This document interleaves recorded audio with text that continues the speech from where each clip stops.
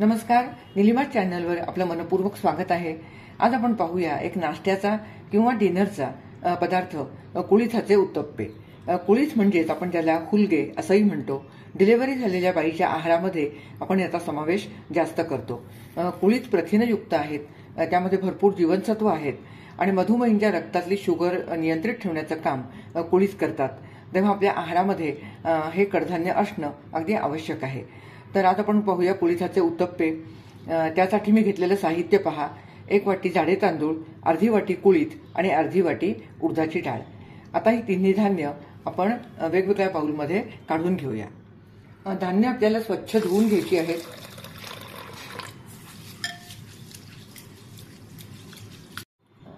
तिन्ही धान्य 2-3 पाण्यातून स्वच्छ धुवून घेतलेली आहेत।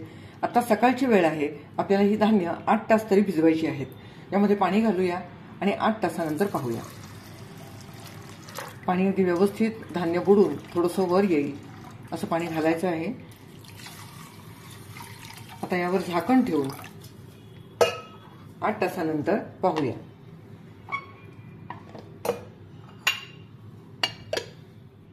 शुभ संध्या मंडळी। आपण सकाळी धान्य भिजत घातलेलं आहे आणि आता त्याला 8 ते 9 तास झालेले आहेत।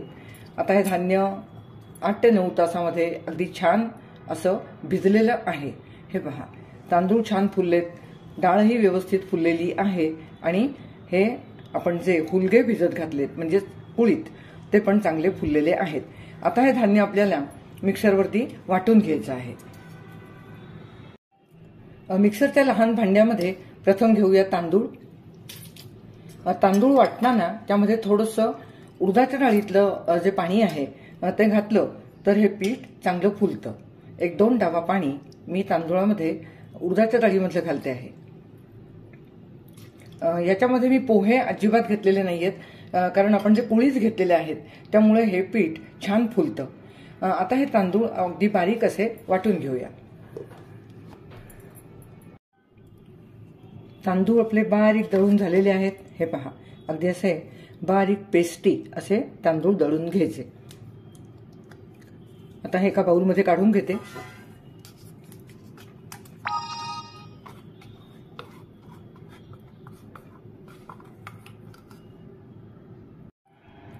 आता यामध्ये घेऊया उडदाची डाळ।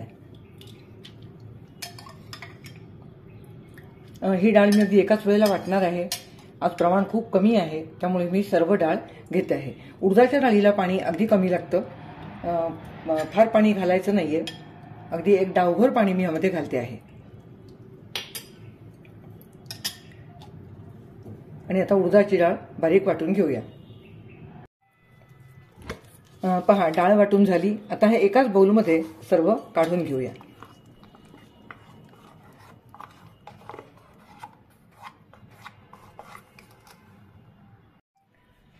आता कुळीथ घेऊया। कुळीथामध्ये पण आधी थोडंसंच पाणी घालायचं आहे, मग लागेल तसं थोडं थोडं चमच्यानी पाणी त्यामध्ये घालायचं। याचंच पाणी घेते आहे।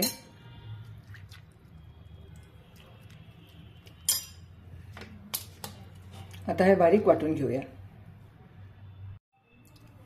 आता कुळीथ वाटून झालेले आहेत। हे बघा, अगदी डाळ आणि तांदूळ ज्याप्रमाणे बारीक वाटून घेतलं त्याचप्रमाणे हे कुळीथ सुद्धा अगदी असे पेस्ट चांगली होईपर्यंत मी वाटून घेतलेला आहे। तांदूळ थोडेसे रवाळ राहिले तरी चालतात, पण डाळ आणि कुळीथ अगदी बारीक वाटून घ्यायचं आहे। आता हे पण या बाउलमध्ये काढून घेते। कुळीथ वाटताना थोडंसं कुळीथाचं पाणी आणि थोडंसं उडदाच्या डाळीतलं पाणी असं घालून हे कुळीथ वाटून घेतले आहेत। तर पहा, आता हे कुळीथाचं मिश्रण पण यामध्ये काढून घेतलेलं आहे। आता आपल्याला यामध्ये काही मीठ वगैरे घालायचं नाहीये, फक्त हे तिन्ही व्यवस्थित मिक्स करून घेऊया।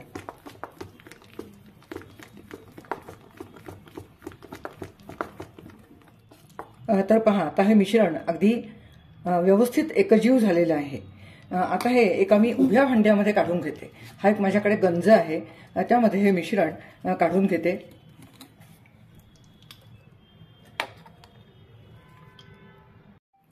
तर पहा, आता हे सर्व मिश्रण मी या गंजामध्ये काढून घेतलेलं आहे। उभट भांड्यामध्ये, पसरट भांड्यापेक्षा हे बॅटर आहे ते चांगलं फुलतं.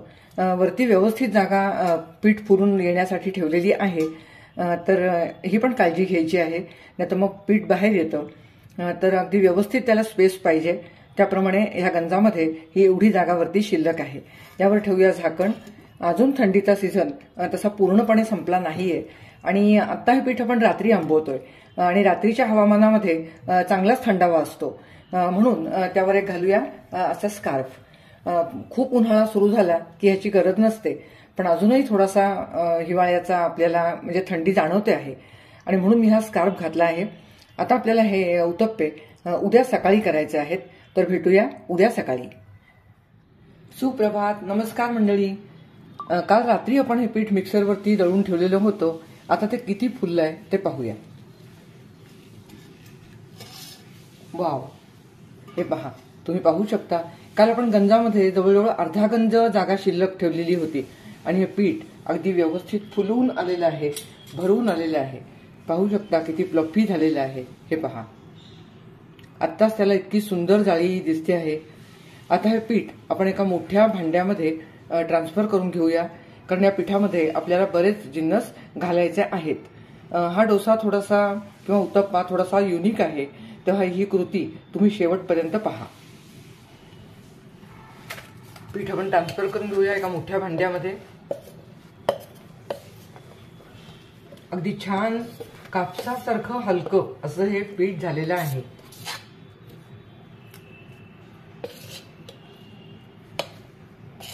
डोसा सुद्धा याचा किंवा उत्तप्पा खूप जाळीदार असा होतो. इडली केली तरीही छान होते.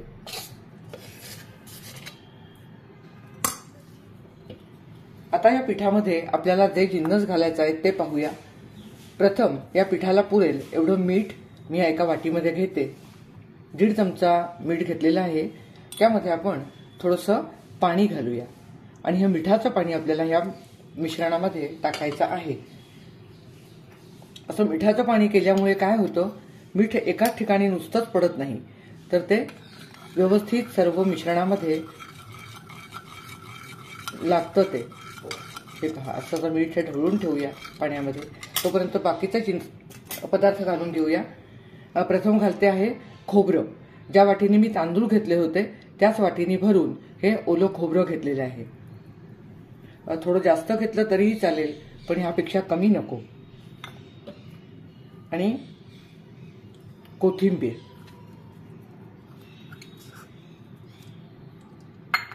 आणि आता हे मिठाचं पाणी मिक्स करूया.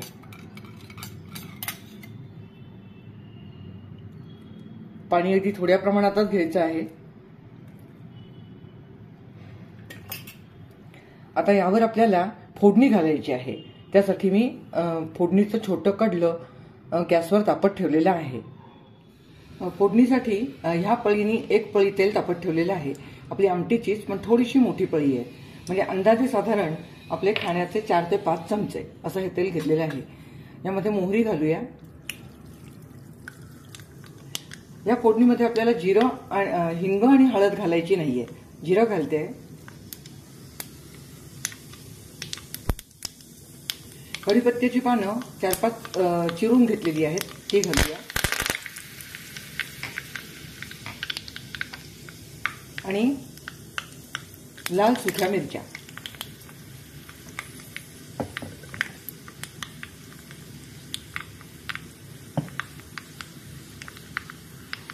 आता ही फोडणी झालेली आहे. गॅस बंद करते.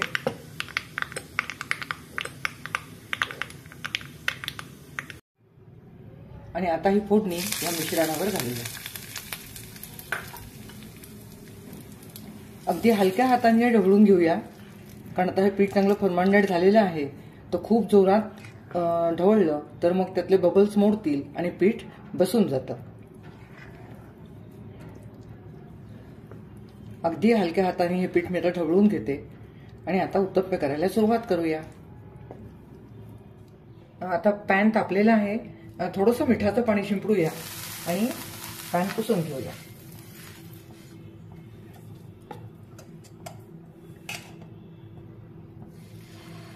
आता यावर मी 1 ते 1.5 डाव हे बॅटर घातलेलं आहे आणि हा उत्तप्पा थोडासा असा जाडसर पसरून घेऊया.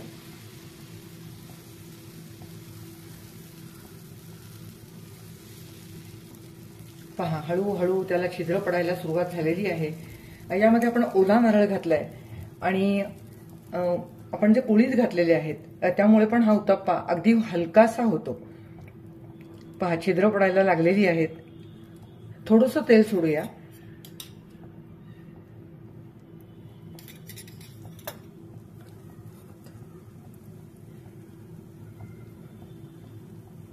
आणि यावर कांदा टोमॅटो घालूया. कांद्याला थोडंसं मीठ लावून घेतलेलं आहे.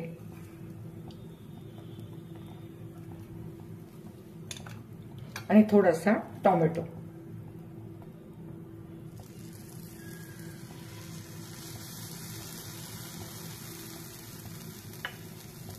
आता यावर थोडा वेळ झाकण ठेवायचं आहे. म्हणजे अगदी एक ते 2 मिनिटं आपल्याला झाकण ठेवायचं आहे. झाकण ठेवते आणि 2 मिनिटांनी पाहूया. आता 2 मिनिटं झालेली आहेत. आपण हा उत्तप्पा उलटून घेऊया. पहा, किती मस्त फुलून आलेला आहे. छान छिद्र पडलेली आहेत.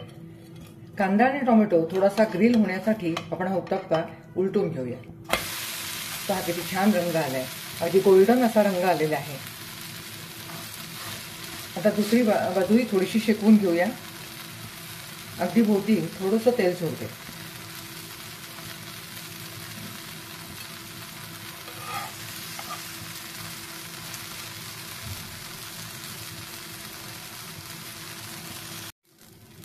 पुन्हा आता एकदा मी हा उत्तप्पा उलटून घेते. हे पहा, कांदा आणि टोमॅटो छान ग्रिल झालेला आहे. तुम्ही पाहू शकता किती छान छिद्र पडली आहेत पहा उत्तप्प्याला. आणि अगदी हलकासा आणि छान असा हा उत्तप्पा झालेला आहे. आता हा उत्तप्पा काढून घेते आणि दुसरा उत्तप्पा करूया. चीज किसते आहे. यामध्ये भरपूर प्रोटीन्स आहेत, जीवनसत्व आहेत आणि असा हा मुलांना देण्यासाठी शाळेच्या डब्यात सुद्धा अगदी हेल्दी नाश्ता होतो. आता थोडासा गॅस मोठा करते आहे आणि यावर झाकण ठेवूया. थोडंसं बाजूने तेल सोडून झाकण ठेवते. 2 मिनिटांनी पाहूया. आता 2 ते 3 मिनिटं झालेली आहेत. पाहूया. हा उत्तप्पा मी थोडासा जास्त वेळ ठेवलेला आहे कारण यावर आपण घातलाय चीज आणि चीज घातल्यानंतर हा उत्तप्पा न उलटता असाच काढायचा आहे. म्हणून मी एक अर्धा मिनिट म्हणजे त्या पहिल्या उत्तप्प्यापेक्षा हा उत्तप्पा जास्त ठेवला. पहा, याला पण किती छान अशी छिद्र पडलेली आहेत आणि हा उत्तप्पा आता तयार आहे. हा काढून घेते आणि तुम्हाला अजून एक व्हरायटी दाखवते. पुन्हा थोडंसं मिठाचं पाणी शिंपडून घेतलं आहे. तवा पुसून घेऊया.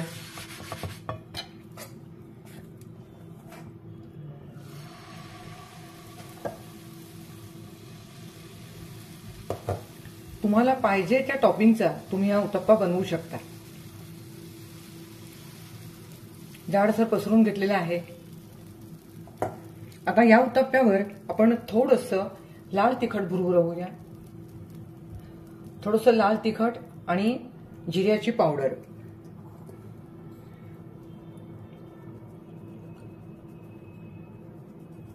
आणि यावर घालूया थोडीशी मेथीची ताजी पानं जी धुवून आणि चांगली स्वच्छ पुसून घेतलेली आहेत. असा उत्तप्पा डायबिटीसवाल्या लोकांसाठी अगदी उत्तम. यामधील कुळीथही आपल्या म्हणजे डायबिटीसवाल्या लोकांच्या रक्तातील शुगर जी आहे ती नियंत्रित करतं. आणि मेथीची पानं म्हणजे वाहवा, अगदी त्यांच्यासाठी अगदी हा स्पेशल मेनू होऊ शकतो. आता थोडंसं तेल सोडूया आणि यावर ठेवूया झाकण. पाहूया 2 मिनिटांनी. 2 मिनिटं झालेली आहेत. पाहूया. वा, किती छान छिद्र पडली आहेत पहा. आणि मेथीची पानं सुद्धा त्याचा थोडासा रंग बदललेला आहे. तुम्ही हा डोसा जर का तुम्हाला मेथीची पानं थोडीशी कुरकुरीत हवी असतील तर थोडासा उलटून दुसरी बाजू पण शेकून घेऊ शकता किंवा असाच पण छान लागेल. कारण आपण 2-3 मिनिटं तो ठेवलेला आहे त्यामुळे तो पूर्ण शिजलेला आहे. मी थोडासा उलटून घेते आहे. हा पहा, या बाजूने सुद्धा अगदी कुरकुरीत आणि अगदी गोल्डन रंग त्याला आलेला आहे. अगदी एखाद मिनिटभर मी हा डोसा उलटून घेतलेला आहे. म्हणजे मेथीची पानं छान कुरकुरीत होते.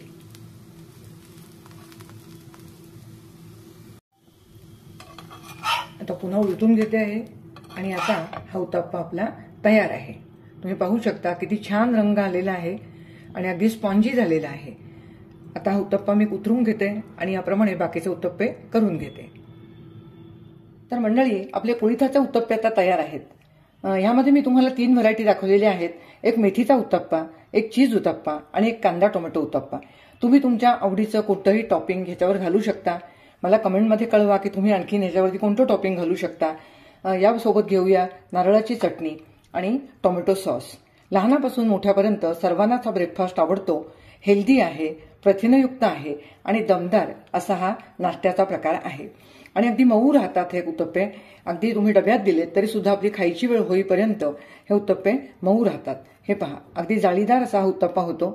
तुम्ही नक्की करून पहा आणि तुम्हाला ही रेसिपी आवडली असेल तर मला कमेंट बॉक्समध्ये नक्की कळवा. रेसिपी लाईक करा, शेअर करा आणि नवीनच असाल तर सबस्क्राईब करा. पुन्हा भेटूया अशाच एका नवीन रेसिपीसह. धन्यवाद.